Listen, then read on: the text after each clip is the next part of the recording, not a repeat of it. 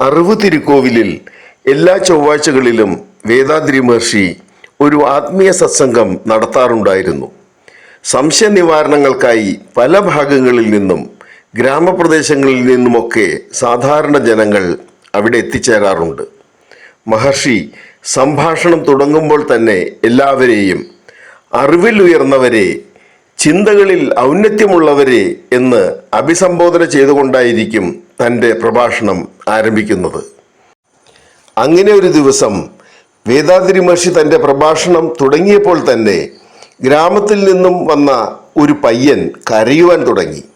ഉടനെ സമീപത്തിരുന്നൊരു വ്യക്തി ആ പയ്യനെ മുറിക്ക് പുറത്തേക്ക് കൊണ്ടുവന്ന് കാര്യമെന്താണെന്ന് അന്വേഷിച്ചു. ഞാനൊരു വീട്ടിൽ കൂലിവേല ചെയ്യുന്നവനാണ്. ആ വീട്ടുകാരെല്ലാം സ്വാമിയെ കാണാൻ പുറപ്പെട്ടപ്പോൾ ഞാനും അവരുടെ കൂടെ പുറപ്പെട്ടു വന്നതാണ്. സ്വാമി എൻ്റെ മുഖത്ത് നോക്കി അറിവിലുയർന്നവരെ എന്നൊക്കെ വിളിച്ചപ്പോൾ ഞാൻ ഒന്നും അറിയാത്തവനാണ്. എനിക്ക് സഹിക്കാൻ കഴിഞ്ഞില്ല. എനിക്ക് കരച്ചിൽ വന്നു. അപ്പോൾ മറ്റെല്ലാവരും ആ പയ്യനോട് പറഞ്ഞു, സ്വാമി പറഞ്ഞതിൽ ഒരു തെറ്റുമില്ല. നീ തിരിച്ചു നാട്ടിൽ ചെന്ന് ഈ യോഗ പരിശീലനങ്ങളൊക്കെ പരിശീലിക്കൂ. അപ്പോൾ നിനക്കും ഇതെല്ലാം ബോധ്യമാകും എന്ന് പറഞ്ഞു വിട്ടു.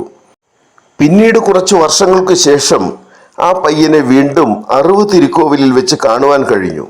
അപ്പോൾ ആ പയ്യൻ ഒരു ട്രസ്റ്റിൽ പ്രൊഫസറായി സേവനമനുഷ്ഠിക്കുന്നതായി കാണുവാൻ കഴിഞ്ഞു. മഹർഷി സാധാരണയായി പറഞ്ഞ ഒരു വാക്ക് ഒരു പാവപ്പെട്ട സാധാരണക്കാരനായ ആ പയ്യനെയും ഒരു അധ്യാപക സ്ഥാനത്തേക്ക് ഉയർത്തിയതായി നമുക്ക് കാണാൻ കഴിയും. ഇതുപോലെ എത്രയോ സംഭവങ്ങൾ. അവയെല്ലാം വീക്ഷിക്കുമ്പോഴെല്ലാം ആശ്ചര്യമായിരിക്കും. വേദാദ്രി മഹർഷി ഓരോ വ്യക്തികളായി ബന്ധപ്പെടുന്ന രീതിയും മറ്റു ആത്മീയാചാര്യന്മാർ ബന്ധപ്പെടുന്ന രീതിയും തികച്ചും വ്യത്യസ്തമാണ്. എല്ലാ വ്യക്തികളുടെയും കണ്ണുകളിലേക്ക് തൻ്റെ കാരുണ്യമാർന്ന നയനങ്ങളോടെ നോക്കുന്ന ഒരു സ്വഭാവം മഹർഷിക്കുണ്ടായിരുന്നു.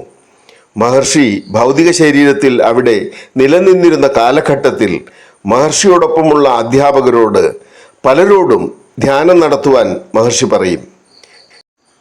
ചിലരോട് പാട്ടുപാടുവാൻ പറയും. സ്വാമിക്കറിയാം ആരൊക്കെ നന്നായി ധ്യാനം നടത്തും, ആരൊക്കെ നന്നായി പാട്ടുപാടും എന്നൊക്കെ. ചില സമയങ്ങളിൽ ആ ധ്യാനം നടത്തുന്നവരും പാട്ടുപാടുന്നവരും തെറ്റായ പലതും ചെയ്താൽ പോലും മഹർഷി അതെല്ലാം കേട്ട് നിശബ്ദനായി ഇരിക്കും. നമ്മളെല്ലാവരും വിചാരിക്കും ആ ധ്യാനം കഴിഞ്ഞ ഉടനെ അല്ലെങ്കിൽ ആ പാട്ട് കഴിഞ്ഞ ഉടനെ ഇന്ന ഭാഗങ്ങളിൽ തെറ്റുകൾ സംഭവിച്ചിട്ടുണ്ട് എന്ന് മഹർഷി അവരെ തിരുത്തുമെന്ന്. എന്നാൽ മഹർഷിയുടെ ഭാഗത്തു നിന്നും ഒരു പ്രതികരണവും ഉണ്ടാകില്ല.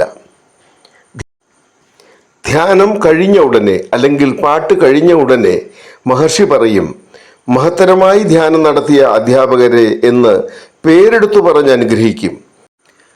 അതുപോലെ ഒരു തെറ്റ് അല്ലെങ്കിൽ സംഭവം നടന്നതുപോലെ തന്നെ ഭാവിക്കാറില്ല. നമ്മളൊക്കെയാണെങ്കിലോ, നമ്മുടെ ട്രസ്റ്റുകളിലാണെങ്കിൽ ആ ധ്യാനത്തിനിടയ്ക്ക് കയറി തന്നെ തിരുത്തി എന്ന് വരാം. എന്നാൽ വേദാദ്രി മഹർഷിയുടെ അടുത്ത് നിന്ന് ഒരിക്കലും അത്തരമൊരു പെരുമാറ്റം ഒരിക്കൽ പോലും കാണുവാൻ സാധിക്കില്ല. ഒരു വ്യക്തിയിലും കുറ്റം കാണാത്ത ഒരു ഗുരുവായിരുന്നു വേദാദ്രി മഹർഷി.